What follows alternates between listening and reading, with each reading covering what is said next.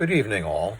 Uh, Tonight, again, as I've said, I often look for strange movies on Tubi because it's free, and I don't have a subscription to Netflix or any of that stuff.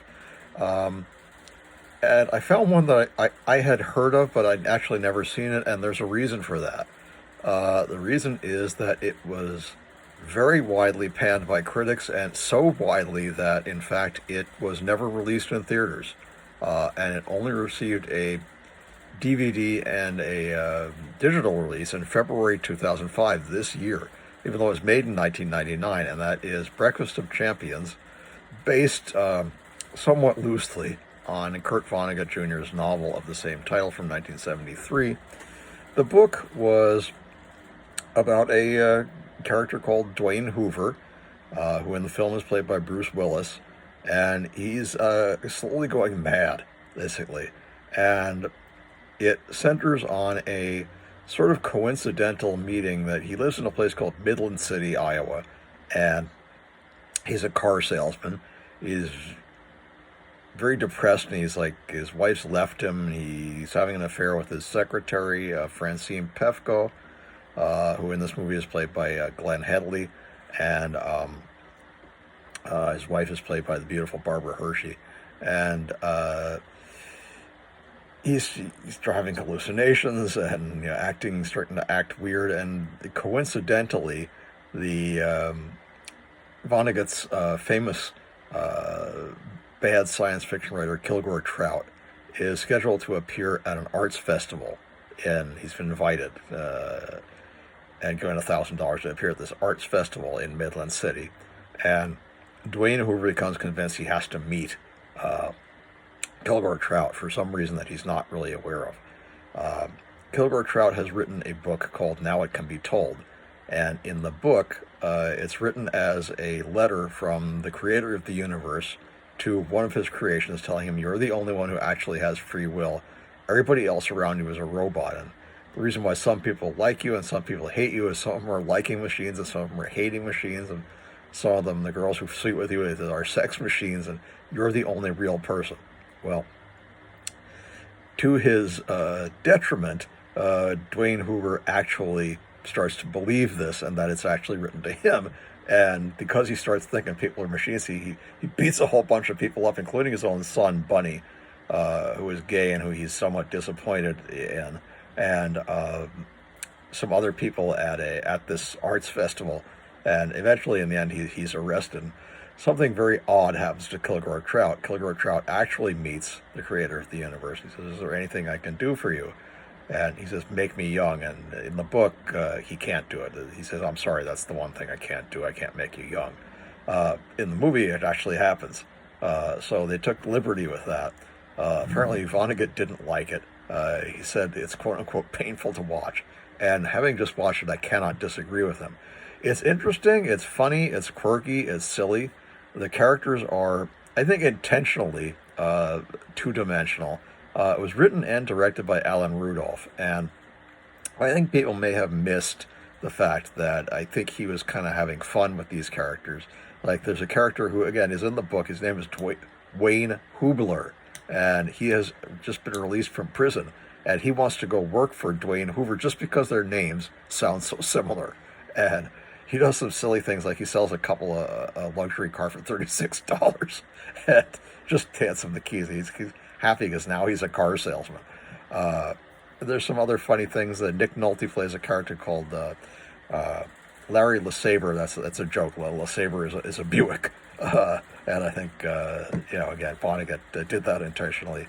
And anyway, Larry is a transvestite. Nobody knows about it until he kind of goes nuts one day on a TV commercial and takes his clothes off, and he's wearing ladies' underwear underneath, and he tells Dwayne Hoover, "I love you like a brother."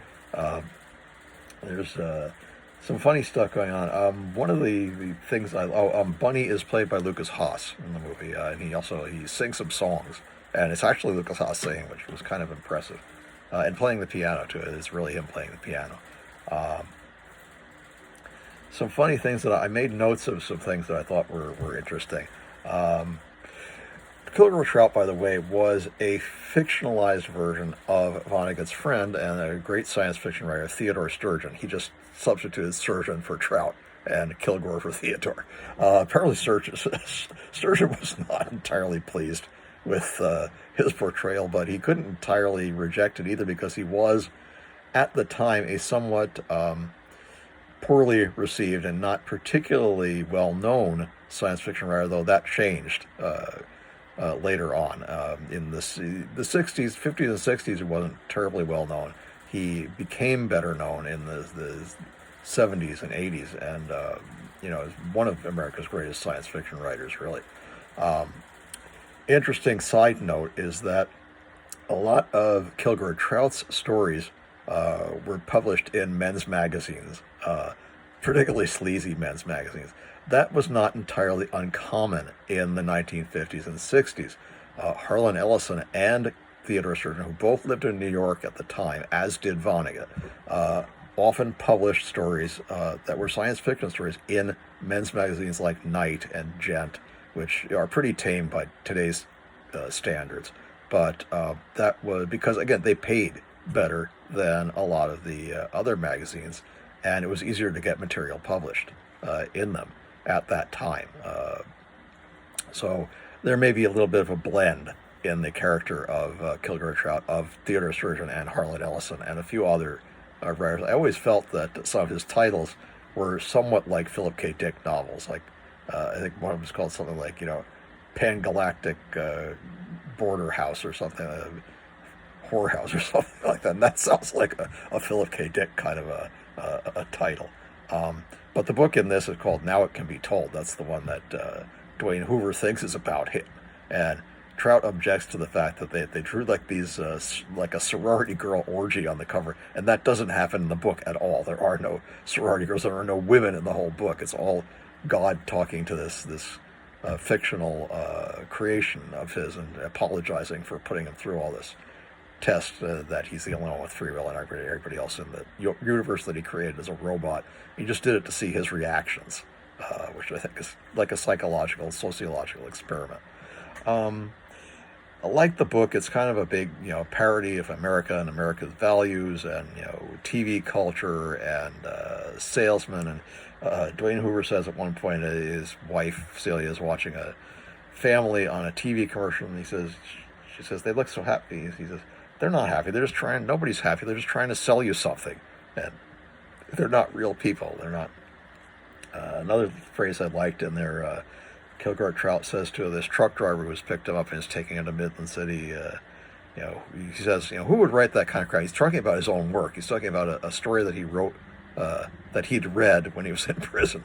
And he says, well, it takes all kinds of people to mess up a world like that. I think that line is, again, it's directly from the book. The alternate title is Goodbye Blue Monday, and Celia keeps saying that throughout the movie. She leaves Dwayne at one point, and she leaves him a note that says, Dear Dwayne, goodbye Blue Monday, love Celia. The title, again, Breakfast of Champions, is, of course, from Wheaties. Wheaties is a General Mills cereal. And General Mills got very angry at Vonnegut for using it, and they apparently sued him. But he put in a disclaimer saying, this is General Mills copyright, and no disparagement is meant from the use of this. It's the phrase that a bartender, a bar girl, uses when she brings anybody a martini. She says Breakfast of Champions, which is meant to be ironic, talking about drink culture and alcohol culture. In the movie, and this is not anywhere in the book, they keep playing the song Stranger in Paradise, and that apparently keeps playing in Kilgore Trout's head, and he keeps seeing a scene where he is a little boy and a little girl and he are walking along a beach in the sunset. And that replays in the final scene, which I'll get to in a minute. There's a phrase I liked in the book, again, that he reads to Dwayne Hoover. Says that the character in the book is, quote-unquote, pooped and demoralized. He says, yeah, that's me. I'm pooped and demoralized. Also tells him, about the book. And again, this is quotes from the book. He says, you're not supposed to know the answer. If you know the answer, there are no more there will be no more there can be no more questions. I think that's kind of an interesting thing that Vonnegut brought up. You shouldn't look for easy answers, because if you look for the easy answers, if you find it, then what's the point? You should continue to question things, question authority, etc. That's kind of a main theme of his throughout his entire work. Let's see.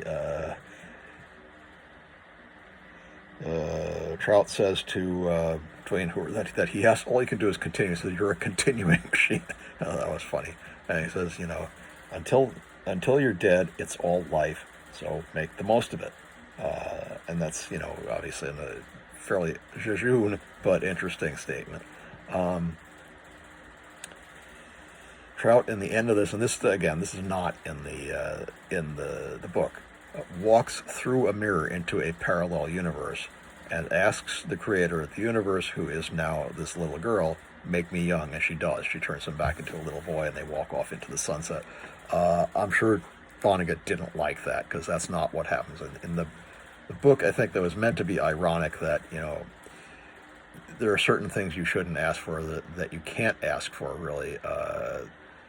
Kind of like the warning about the Sibyl of Cumae, who asked the gods to give her eternal life, but did not ask for eternal youth, so she became this wizened old woman who could never die. And someone once asked her, she was always answering other people's questions and giving them prophecies, and one day someone asked her, "Well, what do you want, Sibyl?" And she said, "I want to die." And of course that can't be granted. I have a personal connection to the character Kilgore Trout, and I'll explain that in a moment. Overall, the movie was, quite frankly, not very good, but it was entertaining, and it's funny, it's weird, it's like kind of like an acid trip as you're watching Dwayne Hoover deteriorate and go into this sort of wild hallucinatory state, and finally receive redemption at the end, where he realizes that he's not crazy, and everything's going to be okay. And he himself says goodbye, Blue Monday, to Celia. It's light, it's fluff. I can understand certainly why Vonnegut didn't like it and said it was quote-unquote painful to watch. My personal connection with the character Kilgore Trout goes back to my freshman year of college. In my freshman year of college, I met a girl named Sue, and who was my first quote-unquote real girlfriend. She was the first woman I slept with, and which was a magnificent experience that I have never forgotten. And she was really quite beautiful. And she used to refer to me as Kilgore Trout because I was an obscure science fiction writer. I was a writer who had never been published at that time.